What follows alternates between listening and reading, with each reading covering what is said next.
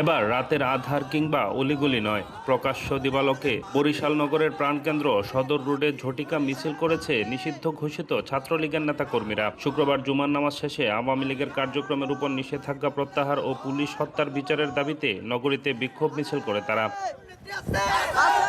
প্রকাশ্য দিবালোকে ছাত্রলীগের আকস্মিক এই মিছিল নিয়ে নগরীতে উত্তেজনা সৃষ্টি হয়। থানার 200 গজের মধ্যে প্রকাশ্যে এভাবে মিছিল করার বিষয়ে পুলিশের ভূমিকা নিয়ে ক্ষোভ প্রকাশ করেছেন অনেকেই।